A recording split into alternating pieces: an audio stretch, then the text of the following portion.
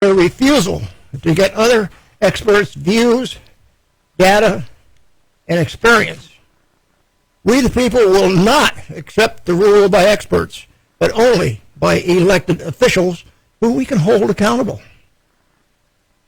I personally am suggesting that you and your businesses refuse to abide, honor their unconstitutional suggestions, orders, and mandates that have no force of law, and go back to work and your life.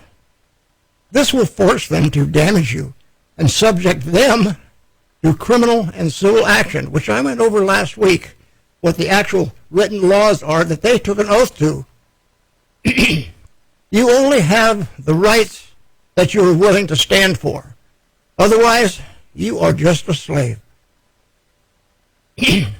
Last week, I introduced you to a constructive notice, and if I have time during the program, I'll review a couple of items on that so that you can be aware of what I'm talking about.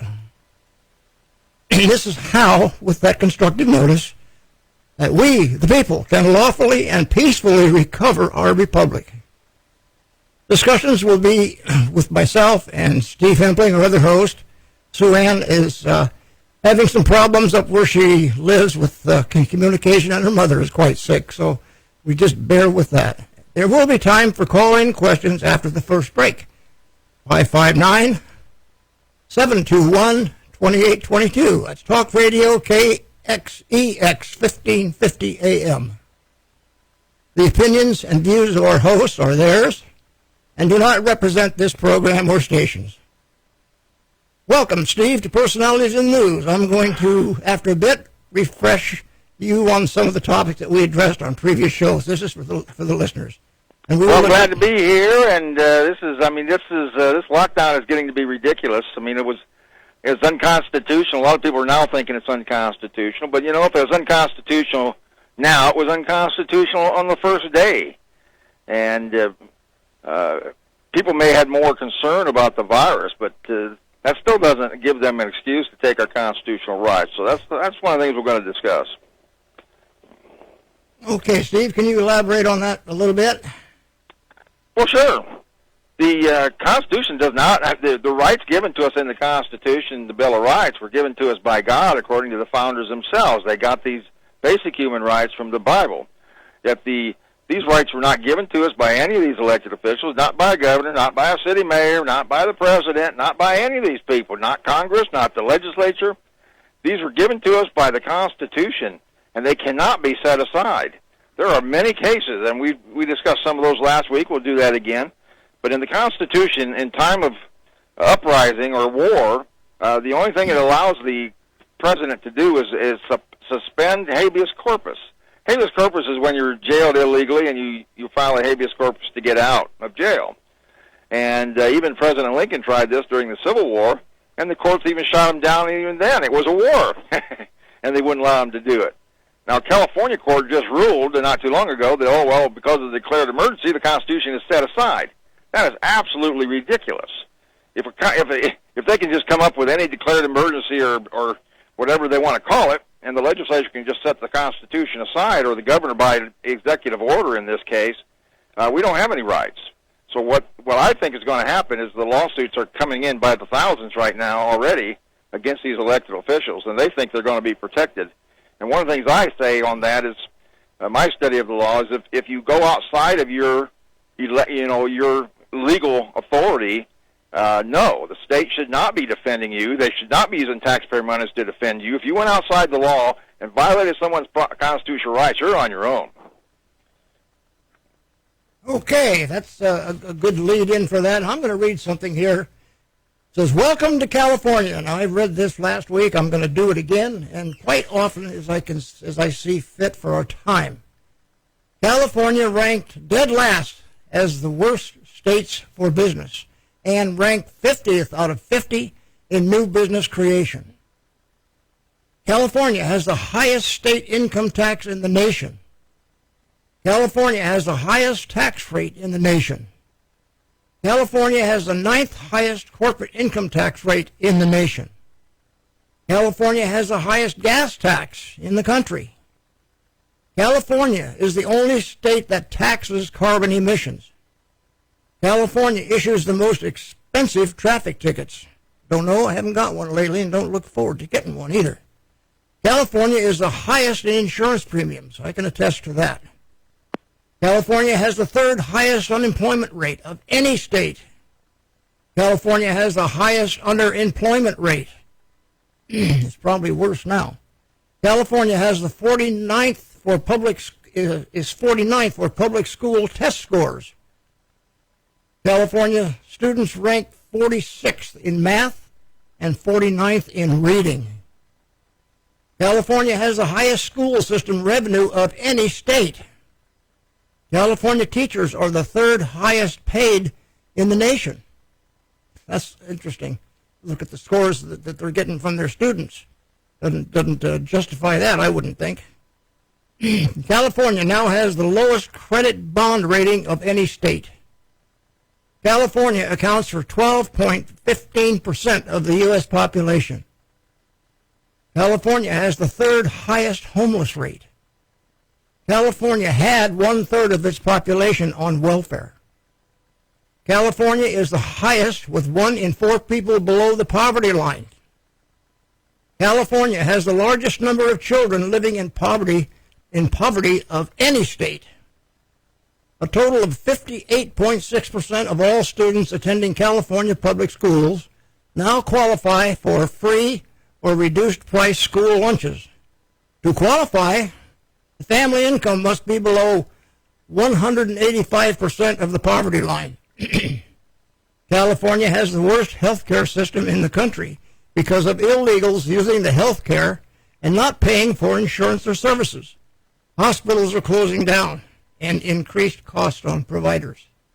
California has more than twice as much debt as any other state does. And this is the Golden State.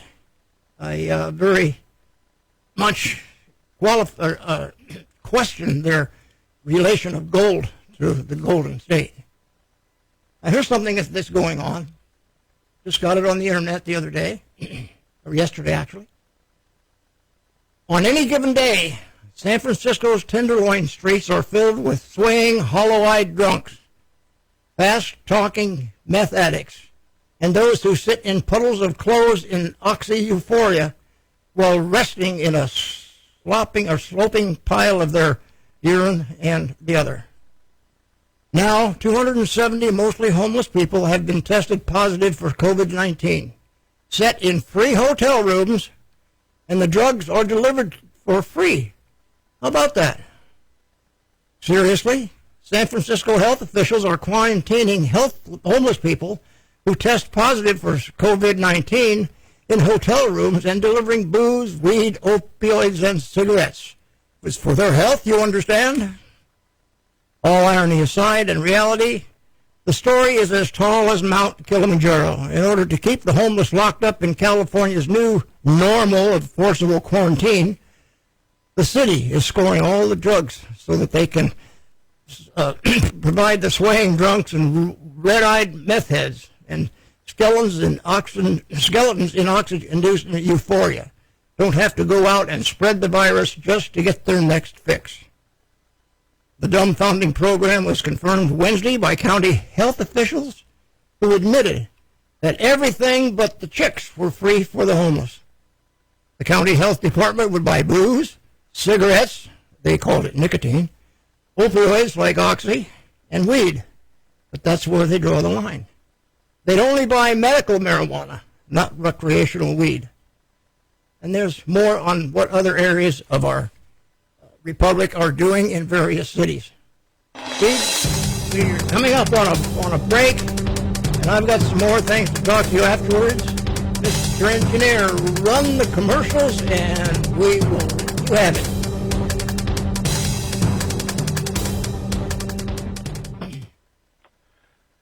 Yeah, those are pretty good statistics. Sounds like California's in the lead on a lot of this stuff. If you want to call it a lead, I'd call it a disgrace. Oh, California is ridiculous. I mean, they're very hostile to working people here.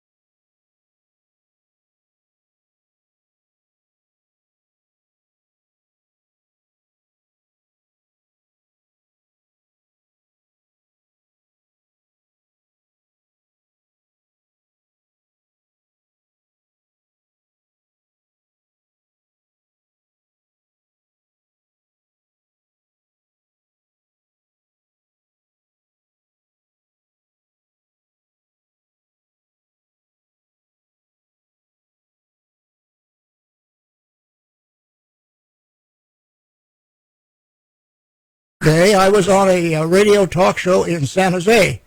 I wasn't over in San Jose, but I got introduced to a fellow named Tom Quinn, and he has a radio show over there from noon to 1 o'clock.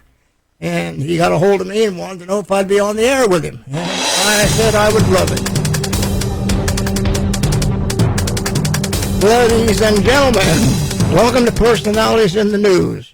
I'm Truman Sigler with Steve Hempling as my co-host, and we are talking about a lot of things tonight. Some of it's mainly on the pandemic, and there's other things that have come through. The news are very important to what we're talking about. Another piece of news, this day before yesterday, one of our local eateries called the Waffle Shop, the fella opened up against the so-called rules and mandates. And he happened to have some officials, ex-officials from the city in there to have their breakfast. And guess what? City came along and told him he had to usher everybody out, who he had his whole place up to speed as far as what they recommend for distance and so forth. And they issued him a ticket for $1,000. And that was terrible. And one of the people that were in there happened to be Gary Bredefeld, who I'm going to try to get in touch with these people. And well, he's a Fresno City councilman. Yes. Well, I don't think he's still in office, but anyway. The people that were in there and himself, Gary, paid the fine for him, I guess right on the spot, so they could enjoy their breakfast. There's going to be more of this. And we ask you business people, there's got to be more of this. Because when you get damaged, you have cause. And when you have cause, you can go after these people that have done this to you individually. And that's what we brought up with our constructive notice here a while back. And Steve, you want to comment any more on that?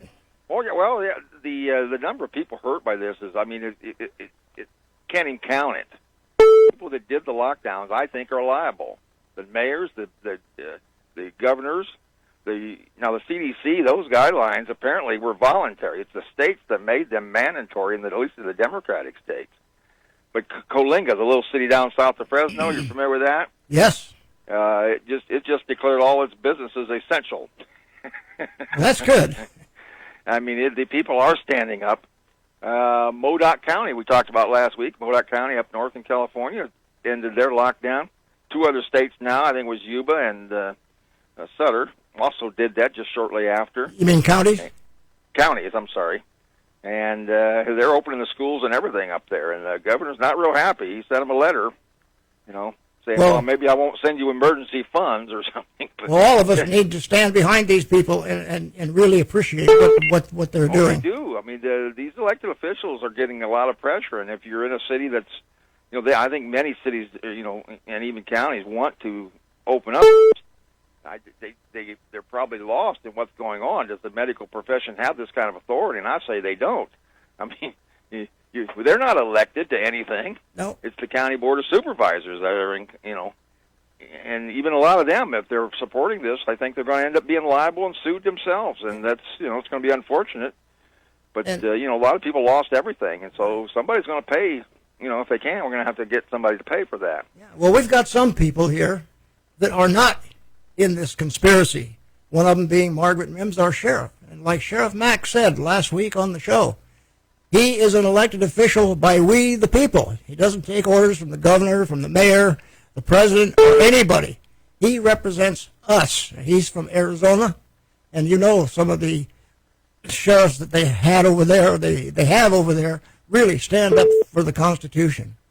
Well, he represents sheriffs all over the country, and several of them are not going to participate in these lockdowns. That's right. Or doing anything or enforcing anything. But one thing I always like to bring up this update on Sweden, for example. I know CNN, if you watch CNN or MSNBC and some of these, they're just screaming bloody murder about Sweden because they never issued a lockdown. They didn't do anything. They treat their people with respect. The schools are open. Everything's pretty much open. They're kind of a socialist country, though, but they didn't do the lockdown. And the deaths per million over there is 311 right now. It's up a little bit. United States is 235, just a little bit behind them. But states like Belgium, they did draconian lockdowns just next to Sweden.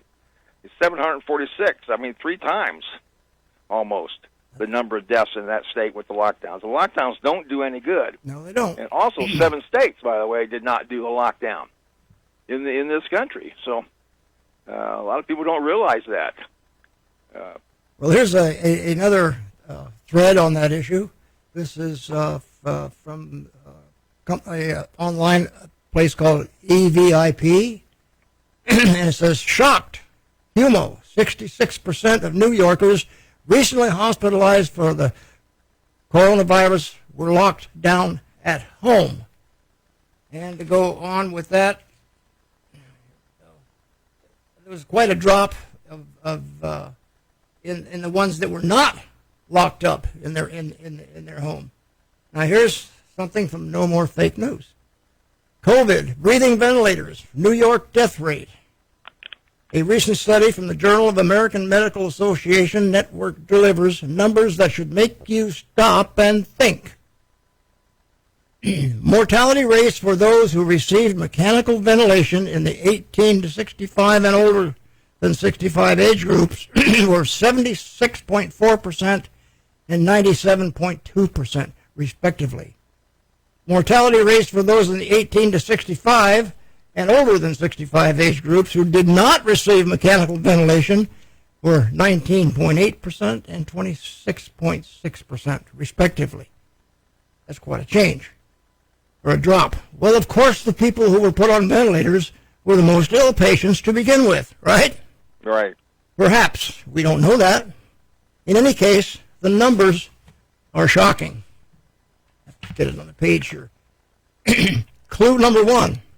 A close and trusted researcher has told me, this is John, the following: many older people live with chronically low oxygen rates.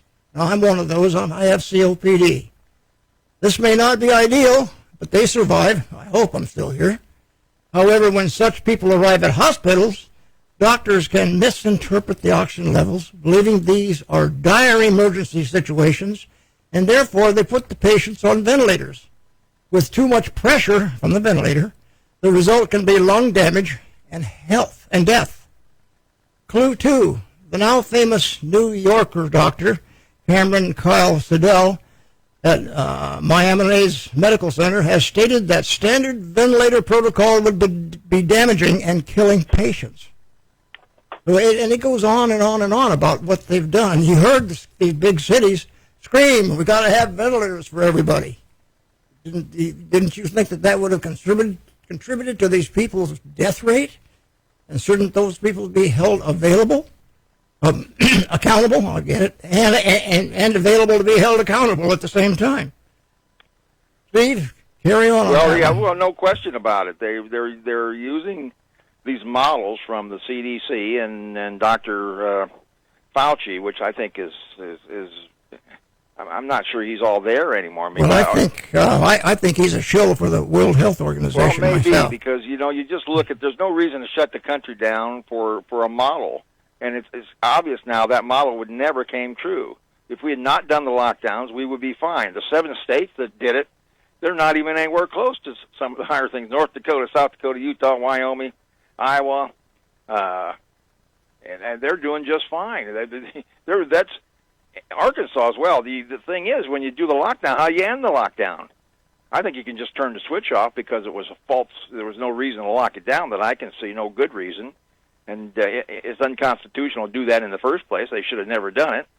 But these states that haven't done it, they're fine. They're in a way because they're just they're what the businesses are up to them whether they want to open it and how they run it and everything. Everything is running relatively. Not totally normally, but relatively normally in those states compared to other places like California that's been decimated. And the same with New York and New Jersey, which you remember we had some calls in from those areas last week talking about the situation that they were going through.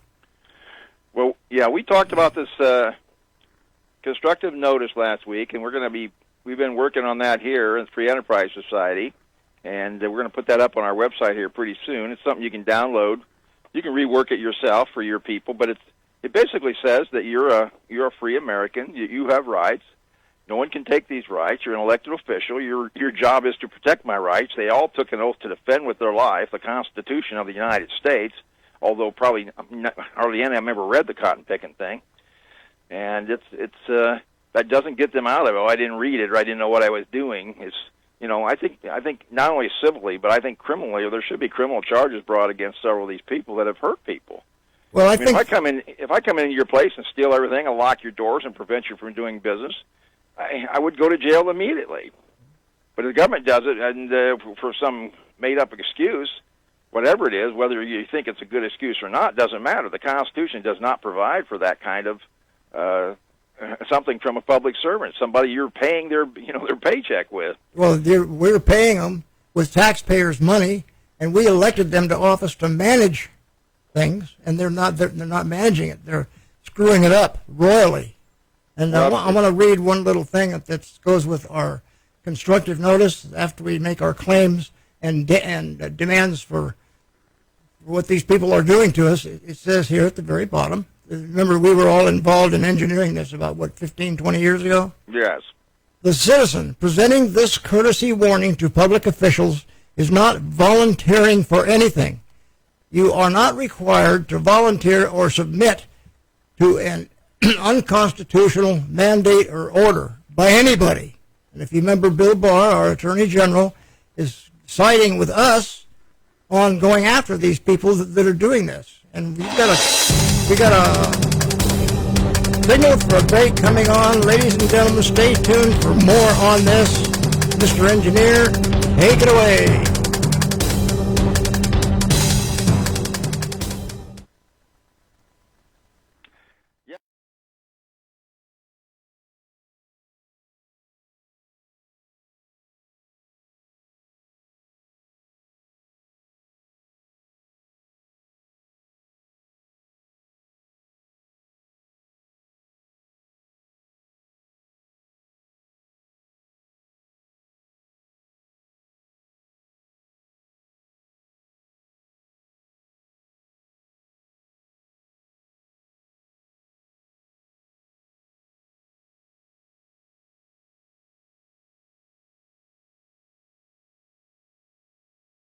Basically agreeing with everything I've said.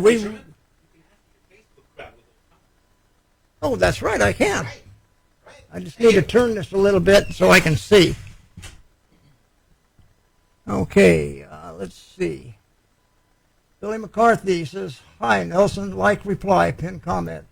Michael Wismer, "A lot of the Democrats have not been voted in, but cheated in." Binky Brent says, "Every state constitution has this in their Bill of Rights.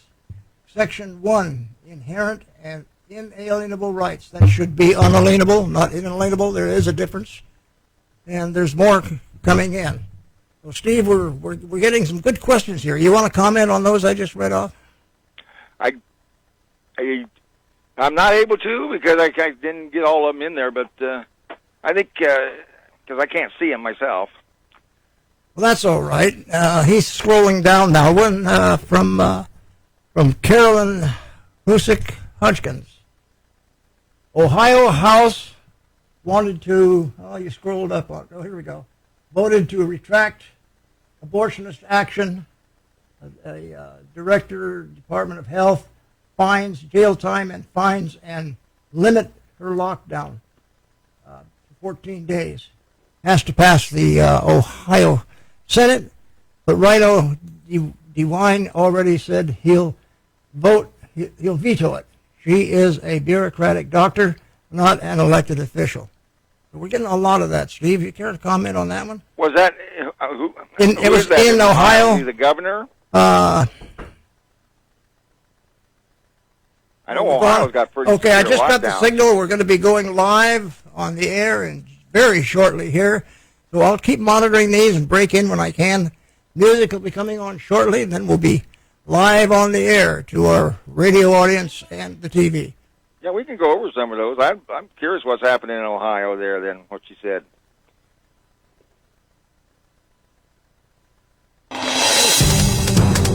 Hey, ladies and gentlemen, welcome back to Personalities in the News. I'm Truman Sigler with Steve Hevling, our co-host, and we're going through a lot of information that's come out this last week, and we appreciate all you viewers and listeners that are calling in with your comments. Like I was telling Steve during the break, I was over in San Jose at noontime on a radio talk show over there, and they wanted some of my views on what's going on, which I'm not bashful. I told them what they were. Some of them that were calling in were attorneys. I got the feeling they didn't like what I was talking about on the constructive notice, but they also mentioned the fact that they would be available to help people. They didn't say if there'd be any cost or not, but the way the program was formatted, I would be led to believe that they might do it pro bono, and we need more people to do that.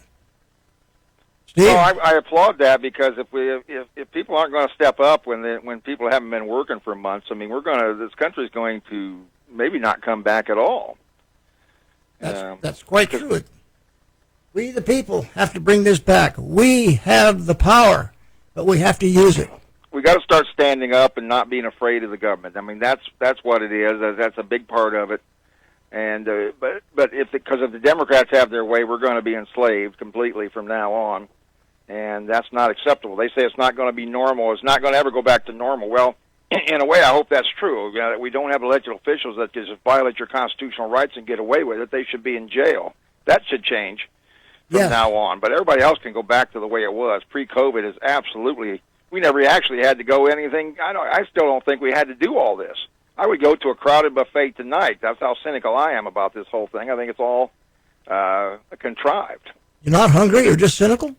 There is a disease out there, but it's nothing but a severe flu, it looks like to me. The coronavirus, some people may not even understand. I mean, in 1989, the Medical Encyclopedia defined the coronavirus as a common cold. It's part of our common cold. It's modified some here either by nature or by a lab. But I mean, and they've never come up with a vaccine for the common cold or SARS, which is based on the same virus. And they're not going to come up with one for this. So if the California is going to stay closed until we have a virus or a vaccine, we'll have a long wait. A long wait. Anyway, we're going to be going on with these things. I'm going to go back to another article by John Rappaport concerning lockdowns. He said it looks like an op, smells like an op, walks 6 feet apart like an op. He's talking about an operation. If we don't need Rahm Emanuel to tell us a crisis shouldn't go to waste. It's a strategy that probably got off the ground 100,000 years ago. The other half of it is create the crisis to begin with, then don't waste it. Now, I'm going to read on because this is very, very good. Bill Gates' plan involves a mother of all vaccines for COVID, mandated across the globe before the lockdown ends. That's his psychopathic wet dream. Then coming in behind that, his lackey, the World Health Organization, along with the professional liars at the CDC, that's the, I forget that what it is, we'll add, we must mandate every vaccine, everyone get it. To pull off a mandated global thing like this requires that in coming from behind that, his lackey, we must mandate every vaccine. To pull off that mandated global vaccine for 8 billion people takes a manufactured crisis. Fake virus plus real lockdown is the crisis. You don't think that one came up overnight, do you? You plan, you drill, and you organize. You put all your ducks in a row. You prepare in order to become Stalin and Mao. Then somebody has to break the ice. In this case, it was the Chinese regime locking down 50 million overnight in 3 cities, moving quickly to 100 million. If the Chinese did it, we can do it too. We must. Then follow up with a dire prediction. Where will that come from? Let's dust off that broken down hack, Neil Ferguson. He'll give us what we want. He always does. Tell him to slap together one of his computer models, predictions of lots of deaths up the road. 500,000 in the UK, a couple of million in the United States. I'll see. We'll salute it like money. Then lock down. Drive people back into their homes. Put them out of work. Shut down businesses. Wreck economies. Now hold out the carrot. What's that? That's the vaccine. Do you see what's going on here? People, this is not something that came up overnight. It's been engineered for quite a number of years, and we've had other people that wanted to go to a one world order. A couple of presidents, if you remember. Some Republicans and some Democrats. They're all in on it. It's the same people. Steve, my voice is going away and needs a little bit of a break here. Would you carry on from there, please? Well, we can, I was looking at they want to do mandatory tests or some kind of certificate that you're tested before you can go back to work. And even the inventor of the RT-PCR test that they're talking about, making millions of, Mary Mullins, she stated the test was not designed for tests of infectious disease because it's not reliable. The CDC has admitted that this test, using that method, RT-PCR, didn't mean the virus was causing the symptoms that you're having. And not only that, it's unreliable to the point that potentially 80% are false positives with that test. So a lot of when they're claiming, if somebody has it, I just think the whole thing is meaningless. I mean, they're just guessing. There's no scientific method that they have that is 100% successful. And this one, is maybe 20% successful, and that's only because we don't know. I mean, they're just guessing. It looks like you might as well just look at a guy and then take a guess. Yes, he's positive or he's not. I mean, that'd be almost as reliable. You probably guess better than 80%. Well, to take it down to all these facts and so-called facts and figures that they're putting out from their testing, so-called testing and so forth, that the rate is up around 4 or 5% of people are dying. But those are the ones that they test. Let's put this in perspective. Let's put it in the total population in the world. If you take the total population, which is about 8 billion people, you divide it by the number of deaths, and you can do this by country also, the percentage of dying from this COVID virus is 0.00001. Now, you'd probably be struck by lightning before you'd ever die of that. So that's you can't believe what these people say. They have an agenda, and their agenda is to get rid of Trump, get rid of the people, make us pliable and pliant like they do in communist China. Yes. One world order, right? They're Steve? overhyping it. They're getting people all fearful. Even Dr. Anthony Fauci, which I think should be, at least fired and discredited, but I think he should be in handcuffs for these predictions of his. But he had talked to the New England Journal of Medicine about COVID-19. He says it's akin to a severe seasonal flu at a death rate of 0.1%, which is what our flu is. And I don't know how he wouldn't know that either. But I think it's going to be less than that, as you mentioned. So that's right. And going along with what I was going to go into before we get our next break, I put that Sue Ann and I were going to prevent our and other views. Well, you and I have been doing it in the fact that she's not here. But we're going to do what we can to restore the rule of law to the Republic of the United States of America. And we're going to do that. We ask that you join us in that. Refuse to follow their orders, mandates. Follow the God-given human rights protected by the Constitution. Do not pay, honor any fines or threats of arrest. Force them to damage you, then use our constructive notice to go after them. You can do it. We can do it. Thereby violating their oath of office, and that's how you get them, because they are violating their oath of office. Nowhere in any of the rules, mandates, or procedures or policies they have are they given the authority to violate the Constitution. And that's quite plain in our constructive notice. We list the federal law that applies to that. Some of it's taken from RICO, which I consider that a RICO action as to what they're doing to us. So when they confront them, you tell them to prove their jurisdiction over you personally. Not everybody does it, or he said, or she said, or whatever. Don't do it. It may get you arrested. It may get you fined or a ticket. If they give you a ticket, don't sign it. If they say that you owe a fine, don't pay it.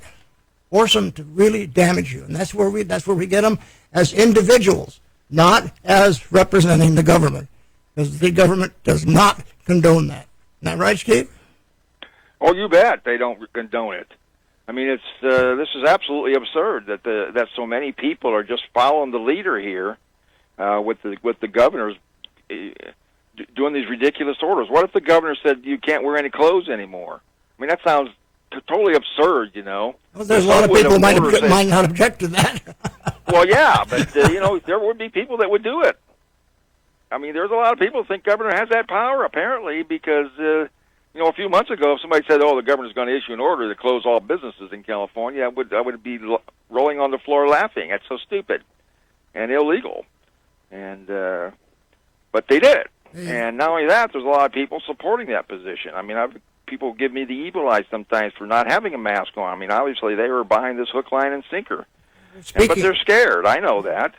So. Speaking of masks, I went into the bank today to draw out some money because I needed it. And the sign on the door says, "The city of Fresno mandates to enter this building that you be wearing a mask." Well, I don't wear a mask. That's a muzzle. I refuse to be muzzled. Besides that, I have COPD, and my doctor recommends I don't wear the mask for that reason, that half of what you breathe in and out stays in your system if you've got a mask on. So I'm not going to take that chance. We'll be right back, ladies and gentlemen. Stay tuned for the conclusions of tonight's program and your thoughts, and take it away, Mr. Engineer.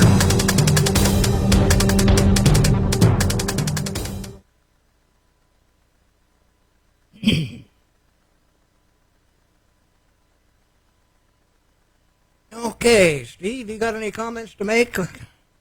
Well, maybe we can go look at some of the Facebook stuff, and then. Well, here's one. I don't know how to tune into that here yet. Well, I'm gonna read it to you. Here's one from Michael Wismer.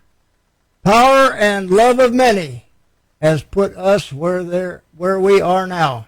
That's quite true. Got an answer for that one? Power and love of money. Love of money.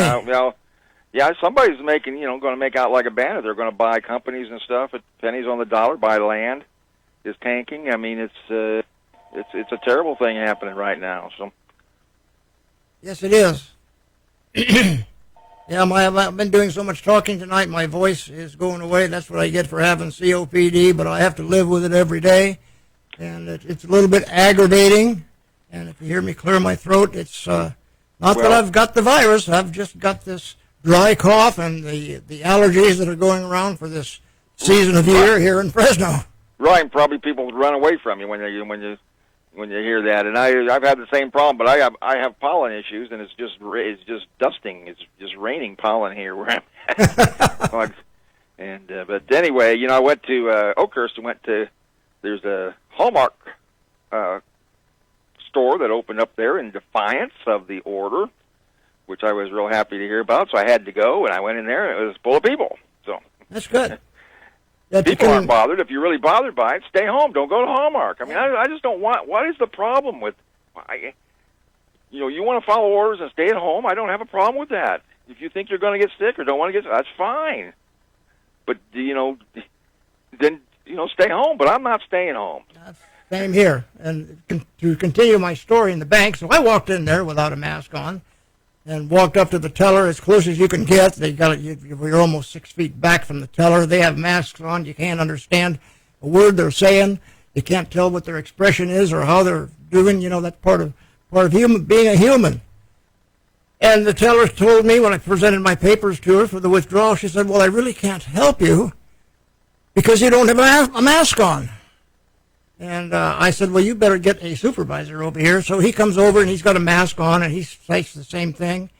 And I said, "Well, I won't be muzzled. I don't wear a mask. I will refuse to. I have COPD, and my doctor says don't use a mask." And they gave me my money and serviced me like they should have. Okay, we got about 4 seconds, and he's going to start the music, and we'll go on with the rest of the program. Welcome back to Personalities in the News. The rest of our presentation will be having about 6 or 7 minutes to close out all our stuff with our remarks and everything. And Steve, would you continue on? Yeah, well, we were talking about this notice that we want to put out, and what you can do to send to your elected officials, the constructive notice. And we were reworking that some, and we're going to have it up on our website. That's at freeenterprisesociety.com. freeenterprisesociety.com. We're a pro-constitutional group. You also, we deal with income tax and other stuff that is unconstitutional. But this will be available on the website in generic form, where you can probably just try to use it. What it is, it claims your rights. It claims that you know your rights. You're not waiving your rights. You're not volunteering to waive your rights. Then it goes through a couple of U.S. codes that to show that it's a felony for anybody in elected office here in the state. That includes law enforcement, sheriff, police, governors, mayors. It is a felony for them to try to results in a loss of your constitutional rights. I mean, there should be literally thousands of these elected officials should be going to jail if this law means anything. That's going to be a tough sell, I suppose, but still, that's what the law says. It's not, I believe in the law. I just think the government should follow that law too. Well, they're mandated to follow the law. They take an oath. They take an oath to that effect, and that's what won my case when I went through. Is they violated their oath of office. Besides that, they didn't answer the complaint. Yeah. You've used it effectively. Other people have used it. We've used it in the society before effectively because most people don't know what their rights are, and that's a real issue. And I kind of tend to think if you're a mayor or a police chief or whatever it is and you take an oath to defend the Constitution but you haven't read it, I think that in itself is a crime. And because you don't know what... a lot of the police say, well, I'm not waiving your rights or taking your rights. Well, you have no idea what my rights are. That's quite true.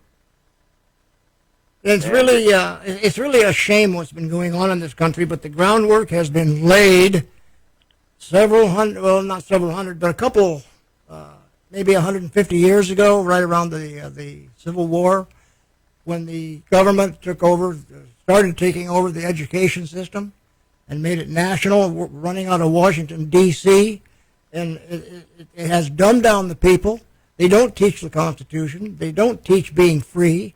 They educate everybody to do yes, sir, no, sir, the government is here to help me, and so forth and so on. And that's a farce. But there is now several generations that believe in that. And it's terrible. We have to try to overcome this as best we can. Well, the school systems are a big part of that problem, and Common Core being really bad. And, we may have to do away with, with another thing that's probably a hard thing to do, but we may have to get rid of public education, toss it completely out, and start over.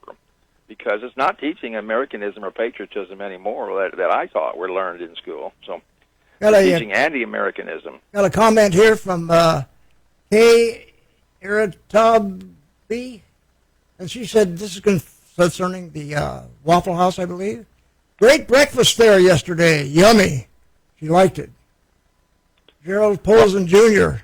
That's bravo, buddy.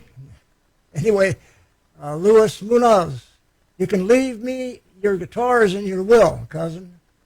I don't know where the rest of that went. It went off the screen. But I'm trying to acknowledge all you people as best I can, and we really appreciate it. But get the word out. Talk to other people. And we're going to keep going on this, and we're going to get the constructive notice out along with some other things.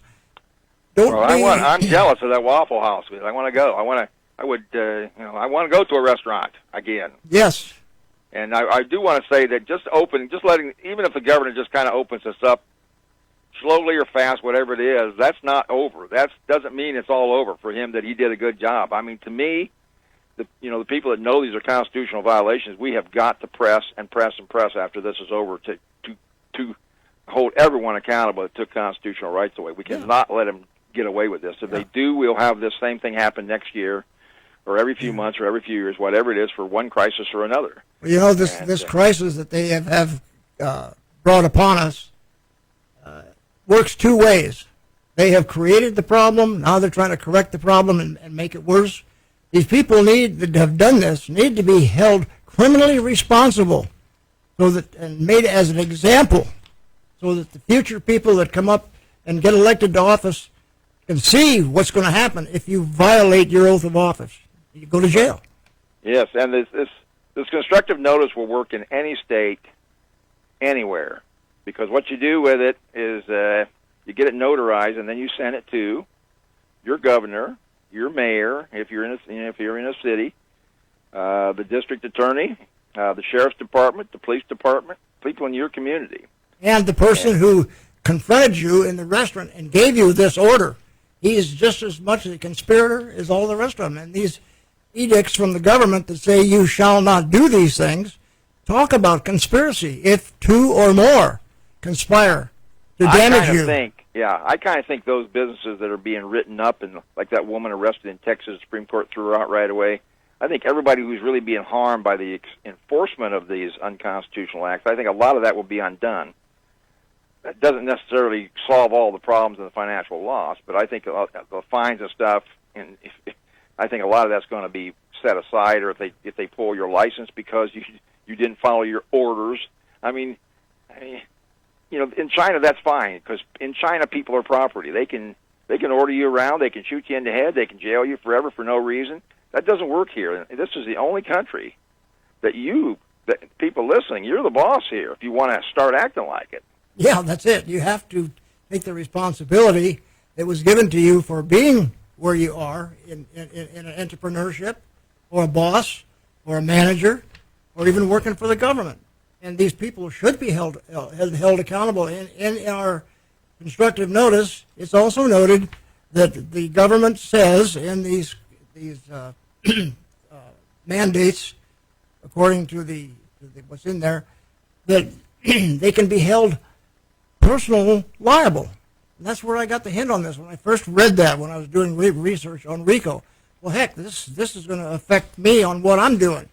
Yes. And that's why we drew this up, and it works. And you can go after the people who are all involved in this, because they're all liable. Conspiracy. Well, I think it'll be very helpful for businesses and anybody who's being violated to do this notice. We'll probably have it up on our website, generic for nothing. For a little bit, we could probably do some customizing if you want us to, where we can type it up and find all the addresses of all the people you want in there. But you can do this yourself. And behind this, if you get violated, then we want to sue. Yes. And you generally don't need an attorney for that, but we do have some paralegals that can assist with that. And Truman, you've done that yourself. That's right. And like I was talking to these people over in San Jose today, some of them were attorneys, and they mentioned the fact that they might be able to help on this. And I made it very clear to them that this has to be done by the person that is damaged.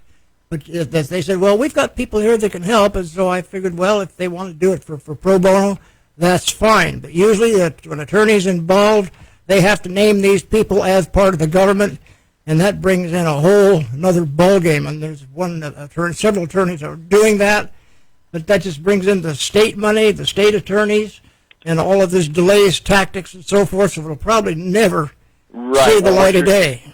What you're saying there is, for example, in California, if you sue Governor Newsom in his official capacity, then the state attorney general and all the taxpayer money, whatever, can come to his aid. And what you're suggesting, and I am also, is that you can sue him in his personal capacity when an elected official goes outside of his authority, which I think all these guys have done. They're no longer protected. The state or county should not come to their aid financially or with attorneys. Well, that was so in my case, because the people that I sued all went to their higher-ups. You gotta defend me. You gotta defend me. The Attorney General for California came back and told the people I sued that were state actors, no, they didn't sue the state. They sued you. That's your responsibility. You have to answer the complaint. Well, they didn't. They went into default. I got the judgment. Mission accomplished. Yeah, you're not an attorney. You're just you're a guy who a working American, and it didn't take all your time. You didn't have to quit your job for 3 years just to figure out how to go to court. So I mean, it's a lot less difficult than people make it out to be. I mean, learning all the nuances of an attorney is something different, but that's not what you need to do so much. I did that because I was interested in becoming a paralegal. And I also was sick and tired of the monkey motion that was being put on me for just exercising my right to freedom and pursuit of happiness. And when I got the judgment, I went after these people, and I told them, I don't want the money. I sued you for $250,000 each. I don't want your money. Just leave me alone. And that was, 15 years ago or so. And well, the governments in most states, a lot of states, have been encroaching on constitutional rights slowly, and people are not really objecting to it, kind of like heating up in a pot of water or something. But yeah, maybe this is an opportunity after this COVID thing is starting to go down, that we will enough people stand up on the Constitution that we can push them back not only beyond COVID, but beyond maybe a decade or so back, are these violations that they've been putting on us. Well, one thing we have to make people aware of, this is not going to be a fill-in-the-blanks type thing completely. It's not something that you can take as you get it and file it and go for it. This has to be done with thought, knowing who damaged you, and sticking to it. And be very careful, because if the government gets the wind that we're doing this, they're going to try to come after us for practicing law without a license. We're going to avoid that. We've been down that road before. But the main thing we have to avoid is them bifurcating these civil actions in with the existing lawsuits that named them as their office. That's the problem. Ladies and gentlemen, we are done for the evening. Thanks to our hosts for their views and opinions. If you like our topics and our format, tell others. Tune in next week, same time, new station, Talk Radio, KEX 1550 AM, TV channel 32.3 TV. Herman Sigler for Personalities in News. Good night. Talk to you next week.